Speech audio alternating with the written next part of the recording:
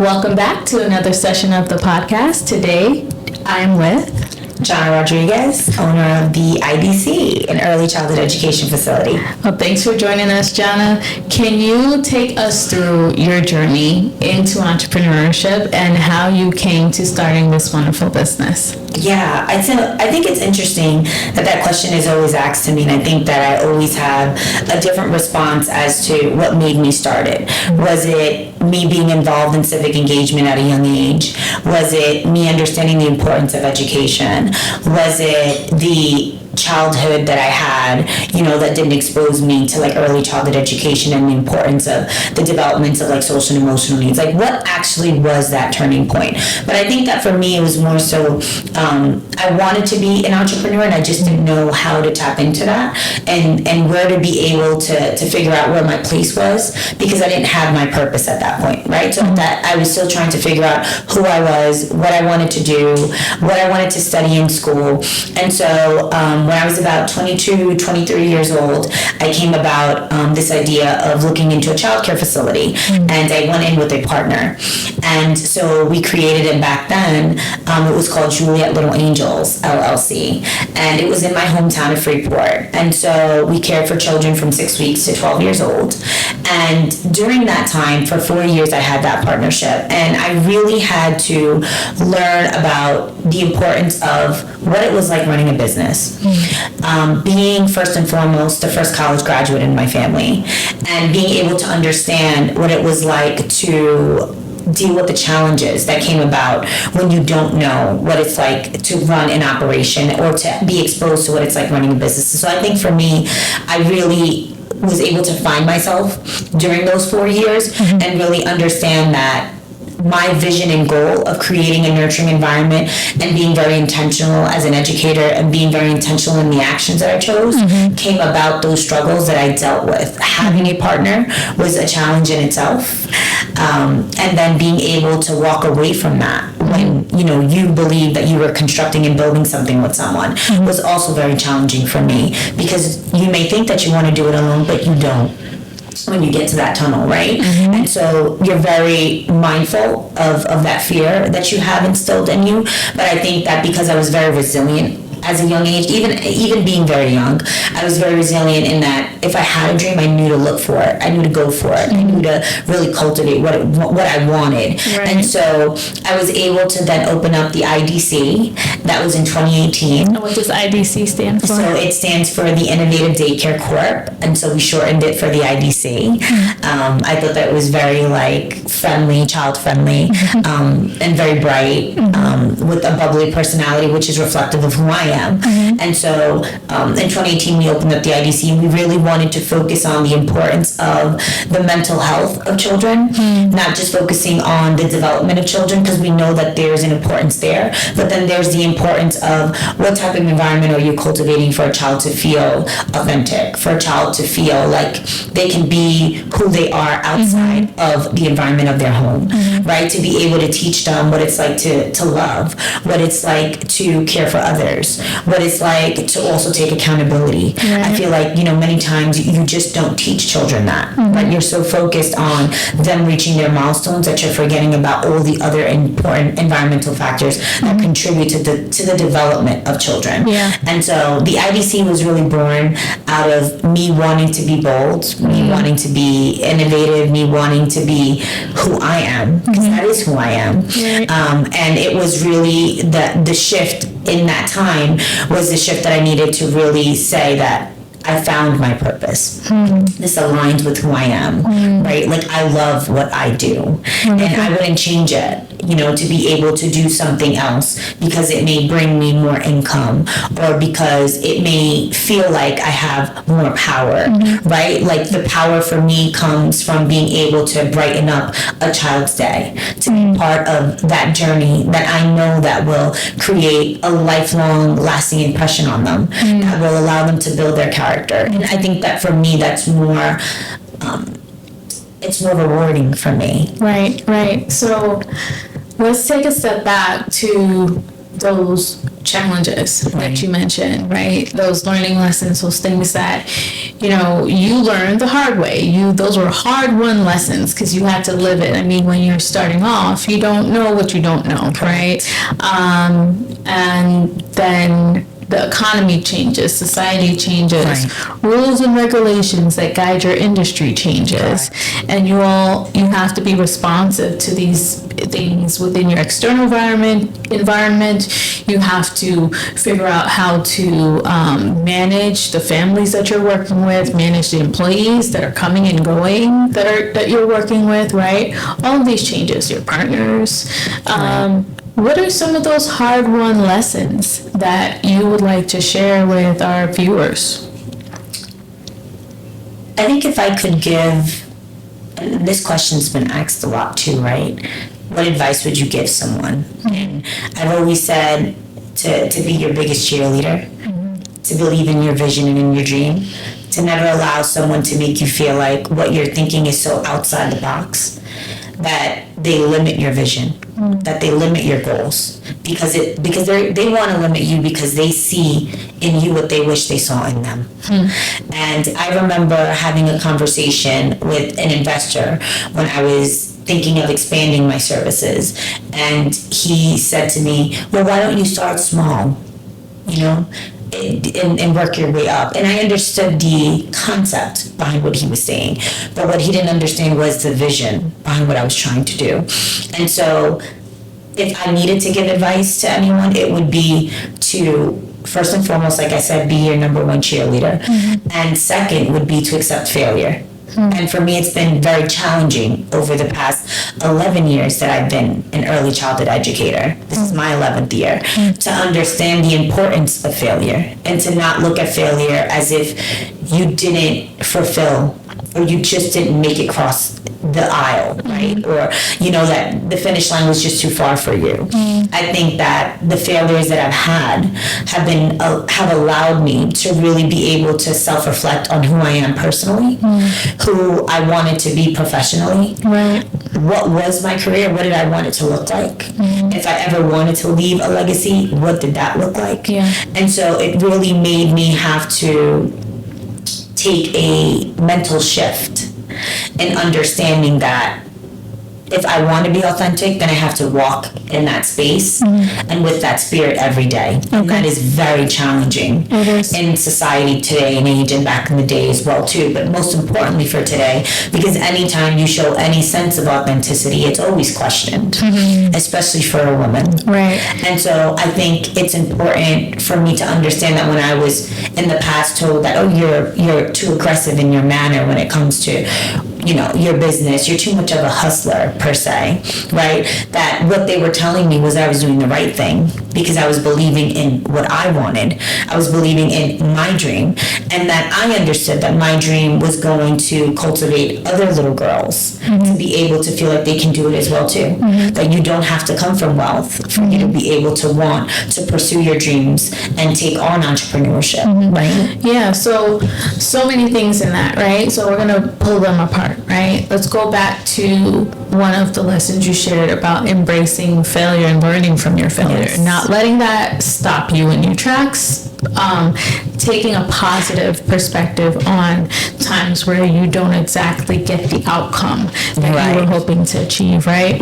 So for those entrepreneurs that are sitting in those moments of gripped by the feeling of failure, and the feeling of failure for an entrepreneur is especially intense. It's detrimental. It could be so detrimental to your mental well-being. And it's because entrepreneurs, above anybody else, they're ready to embrace risk. They know they have to embrace risk. But when that failure hits, right? So how do you not stay in it? Correct. And so I think it's really important, and I'll use this example. When I closed in 2018, in March, I opened up in August of 2018. So you're talking about 6-7 months of a difference, a period of time where I had to mentally shift myself from understanding that this dream that I had here, having a partnership, a successful partnership, of wanting to build upon that was no longer the dream. Mm-hmm. And I needed to understand that it was never my dream. Mm. And I only understood that when I opened up the IDC in August of 2018. Because that day when I opened up, at the end of the day, I sat in my office and I said, this is where I was meant to be. Mm-hmm. This is the space that I needed. That space no longer served me, but it served the purpose of teaching me that I don't need to have someone who isn't going to support the dream, that it's okay to walk away, that is absolutely fine. It does not make you a bad partner, doesn't make you a bad small business owner, right? All it does is show the resilience in you to stand up for what you believe in and for what you want to work towards. Yeah. So for the dreamers who the original dream did not work out, really what you have to be able to see is the fact that multiple dreams exist at the same time. Correct. Right? And sometimes the beginning of one dream is really meant to get you to the next one. Right. Right? Not for you to complete the entire dream, but just to start on the journey to get to the next step, the next pathway, right? And so being able to embrace that. And also I think it's notable to pay attention to the fact that it was when you sat in that, that space that you were like, this is it, right? Had you have allowed the feelings of failure to even stop you from getting there, you wouldn't have been able to get to that next feeling of triumph, that next feeling of, wow, I'm in my calling, I'm in my purpose, and it feels better this way. This feels like a better fit. Right. But I'll say this, that I think it's a challenge, right? Because we're human beings, we have emotions, and how do you control your emotions when you're at your lowest? How do you control your emotions when everyone is telling you, we told you? The idea was too big. We told you not to invest into that. We told you that wasn't a successful business, right? And I would say to them, but I am looking at empowering children. And there's no better reward than to see that empowerment in children, right? I think for me, now that I have 11 years, I've been able to really take on the importance of what I do and what all early childhood educators across the world do for our children, right? That we empower them. And they empowered me. There was many times when I felt like I just want to give up. Right? This was just too much. And you open up 7:30 in the morning and they're coming in, right? And they're saying good morning and they're just like, we admire you. Like, you're so cool, Miss J. Like, you make us laugh. You're so silly, right? And there's that moment where you're just like, I know that I'm doing the right thing. And that moment feels so whole that you have to hold on to that wholesomeness to really say, whatever happened before today no longer serves me, nor my emotions, nor my mental health. And it takes power and it takes resilience for you to say, I had to go through that. No one wants to go through that. No one wants to go through those tumultuous feelings. You know what I mean? And so it really is difficult. Until this day, I still kind of deal with that challenge, right? Where, I want to be able to expand now, right? And that's been a 3-year journey. And it's like, well, you're still thinking too big. Well, you said that 11 years ago, when I wanted to embark on this journey. And look where I am today. Look at the advocacy I've been able to do. Look at how many voices I've been able to uplift. Look how many people I've been able to inspire. And look at all of the amazing children that are happy, content, feel loved, understand love. Right? And still have achieved their educational milestones due to the care that I've provided. Right? So let's get into the evolution of your business, right? You're using all of the experience and knowledge you've built up over your 11-year journey in this industry, right? Tell us about the industry. What have you learned? Where is it at now? Where is it going? What are the things to be concerned about in the industry? Well, this might take days, but let's try to break it down in a few minutes.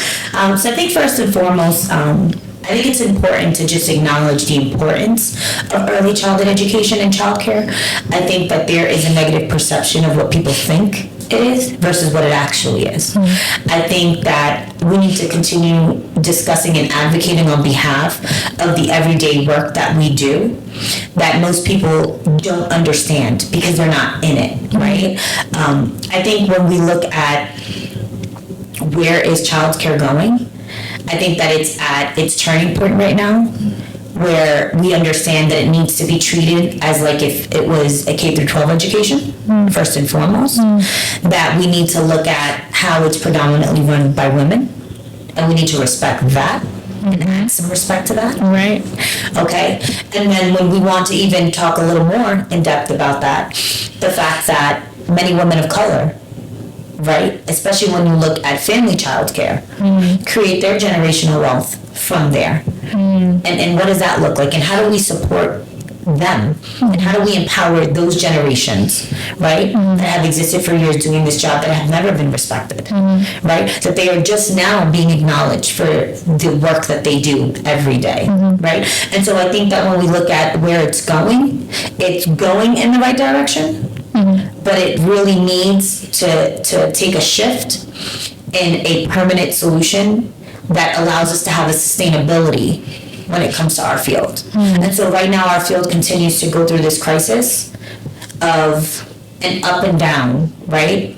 There's months that you're up and then there's months that you're down, like in any business, right? We understand this as small business owners. But when we look at early childhood education and childcare, you know that you have to provide consistent services throughout the entire year for these children, right? And so how do we deal with staffing crisis, right, that we're all enduring, right? Being able to get loving educators that want to teach children, that love teaching children, that want to be present, that want to be emotionally well to care for these children, because you need that as well too. No one's perfect, but you need to be emotionally well, right? Then we need to talk about how many of these small business owners in early childhood education, right, need more of that business knowledge to be able to understand what it's like to operate a business, understanding financial statements, being able to read financial statements, right? Understanding what it's like to keep a budget, putting together a business plan, putting together your vision for the future, you know, if you want to expand, right? And what does that process look like for everyone? It's different, right? But understanding that process, that takes knowledge, that takes time, it takes failures, it takes wins, right? And so being able to deal, you know, with all of those challenges all in one, while also trying to keep a personal life. It's that work balance life that seems extremely difficult in early childhood education. And many times, as an intentional educator as myself, sometimes you give yourself so much. You give so much to everyone else that you really just put yourself last all the time. And as much as I focus on my mental health and prioritize it, I know that I don't give it all of the attention that it needs. So let's talk about the importance of, as a small business owner, also finding that space to prioritize and pour into you. We know that our small business owners are pouring so much into the business, not just to make a profit, but really to serve the needs of their clientele. For you, it's to have impact in the lives of children, right? And to do so in an innovative way, in a way that will carry through generations to come, right? And others, it's creating impact in and around their communities, right? And so they will always leave themselves last, right? And so the importance of making that time, carving out that time to pour back into yourself as a small business owner, how do you do it? So it was a difficult journey, and it probably took me the past 2 years, most importantly after the pandemic, or during, as we're still enduring, right, effects of the pandemic. I think that I learned the importance of placing boundaries. So many times as a childcare provider, as an educator, one that provides a service to families. You end up becoming part of the family, which is extremely healthy, right? And that's what you want. But you end up overstepping on the boundaries from both ends. So from the educators and the small business perspective, stepping boundaries on my personal space and my personal time, as well as many times overstepping boundaries when it comes to helping the parents with parenting and things like that. It's like a very fine line. And it's very difficult to walk on that fine line where you don't want to lose that empathy that you have, but you still want to be that wholesome person that you are, to be yourself, to be able to be who you need to be for those children, right? So you need to be able to say, hey, it's time for me to take time for myself. And that's okay. And I think many early childhood educators and those that own childcare facilities know how difficult it is to actually say that it's my time, because we're just always thinking about everyone else, Right. the staff, the children, the families, who had a bad day at work, who didn't, who looked, upset during drop-off and pickup, right? There's just always so much that goes on throughout the day and throughout the process, right? That you get caught up in those moments of vulnerability, and you become attached to that vulnerability. And that vulnerability starts sucking you. It starts draining you, right? Because you've let it go so far. Because you didn't put a boundary in place where it was necessary, so that your vulnerability stayed there, safe. And I think that that's really important. And I think for me, I continue to challenge myself to instill more boundaries, so that I actually have a personal space. Right. And so that you have something left to give. Right. There's always going to be tomorrow, right? And sometimes we give so much of ourselves in the today, we don't have a lot left and ready for the opportunities of what's coming tomorrow. Right? So that's really important. Boundaries are healthy. They are healthy. They are a healthy thing, and we do have to learn how to instill them and how to keep them there. There's anything wrong with you doing that. I think for me, I was like, okay, so I'm having a cutoff time, and everyone has to pick up their child by that time, and there's no exceptions. And then the exception happens, and it continues, right? Like, just as an example. And so I just think that if all of us acknowledged more the importance of having boundaries, and that it's healthy to do so, I think that many of us would be able to have a more fulfilling life. Because you're not consumed by your small business, because that's what happens, right? When you're in that moment, in that dream, your business consumes you, your vision consumes you, that dream consumes you, and there's nothing wrong with it. But when it consumes you to the point that all 7 days of the week, all you do is be, drained by just that thought of, what do I need to do tomorrow? Instead of just letting yourself be for one day. Yeah, right. So what do you do to pour back into your cup? Clean. I do like to clean. It's true. No, I really do like to clean.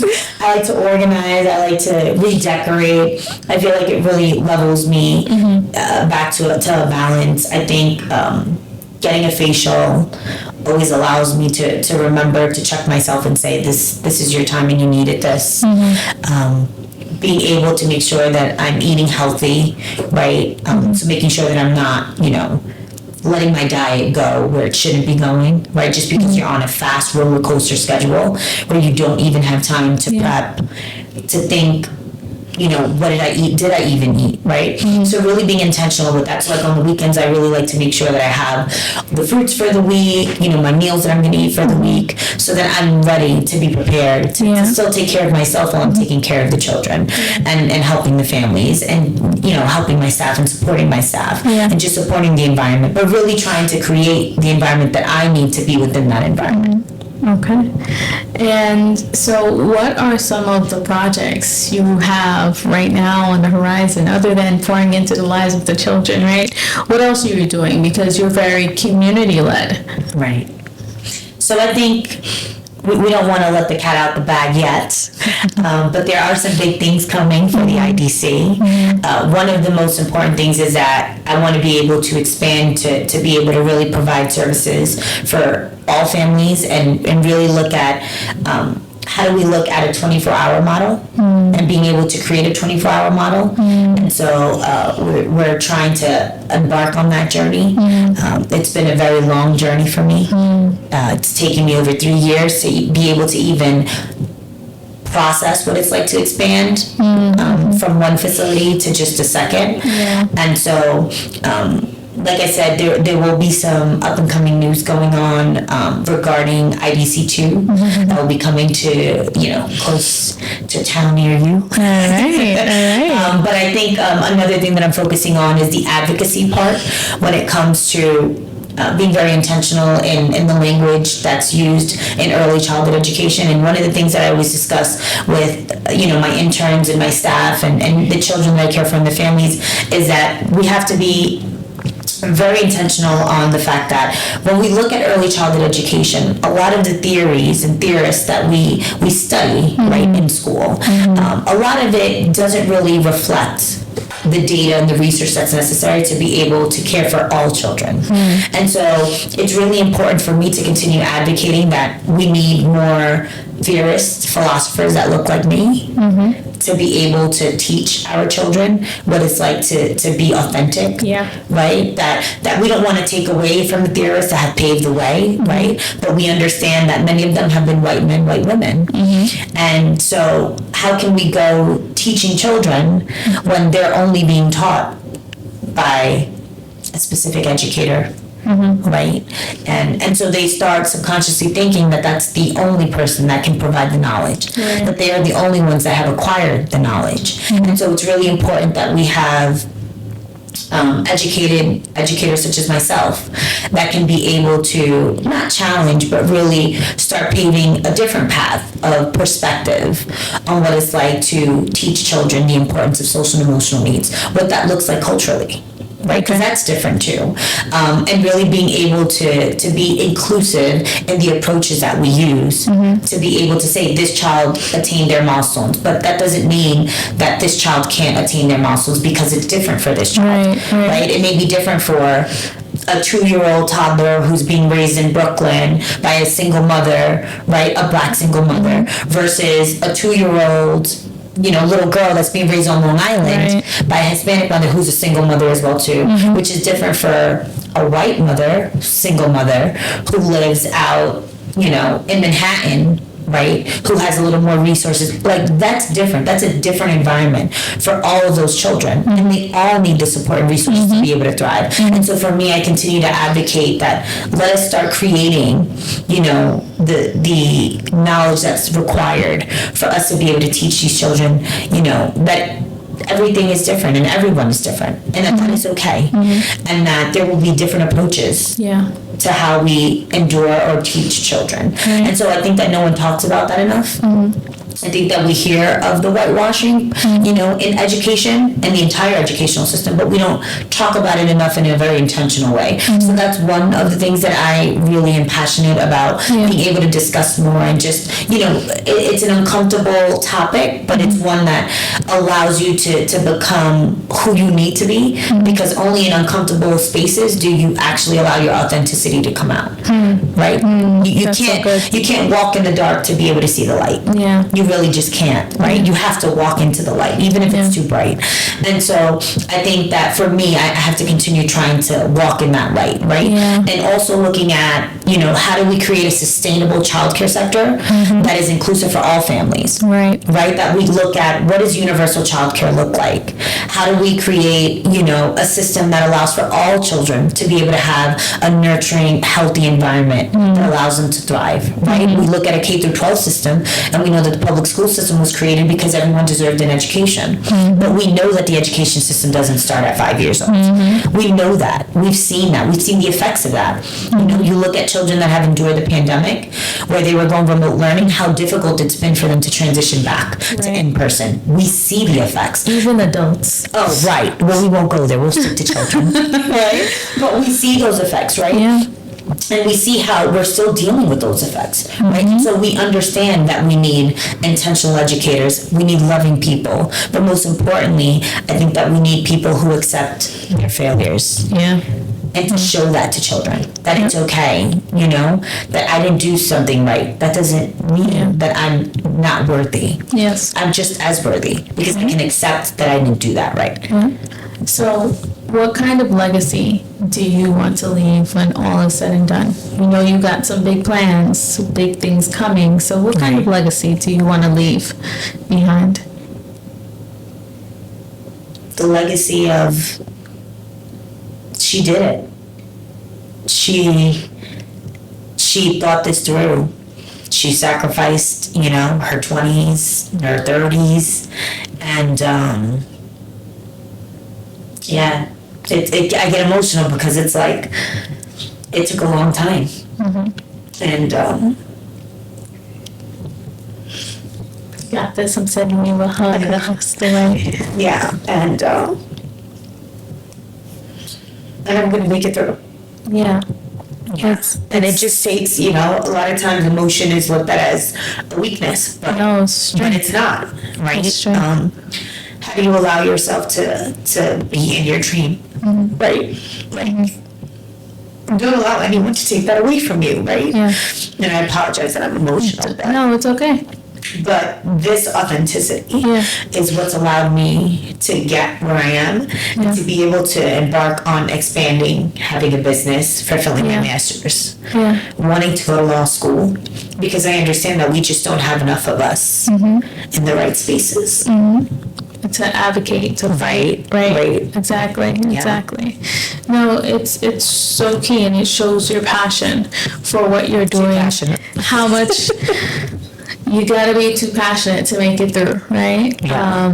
So how much it takes to keep going, to keep pushing through the trials, to persevere. 11 years is a long time and a short time in the grand scheme of things. It surely is. And so, you know, when you think about it like that, you're just at the start of your journey, even with all those years behind you. Right? And so, what kind of collaborators, supporters, investors, partners are you looking for? So I think that when we talk about partnerships and when we talk about investors, first and foremost, you have to understand that they're going to come in with their own perspectives. They're going to come in with how they do things. And so you need to really be able to have a partner that is willing to be open-minded to the fact that you have already done this. You've already walked this journey. Right? And so how do you create true partnership? A true collaboration, right? Where no one feels like you're taking away from them. Right. And I think many times when you're trying to envision your dream, you're stuck in trying to get to it so fast, which is something that I endure, that you don't take a step back and make sure that these individuals are the right individuals that you need in your space. Will they be part of your team?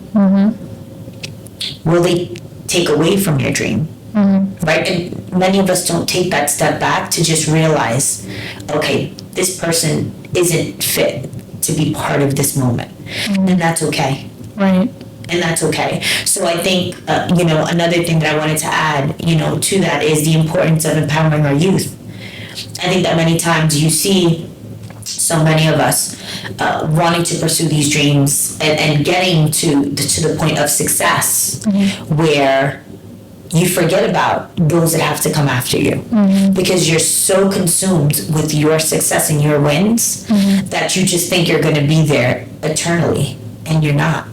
Right? So even as an advocate, I know that I have to help empower younger advocates to want to take the place that I've chosen to take. Creating a pipeline. Exactly, because I'm not going to be able to be there every single day, right? And so I think that we need more of that.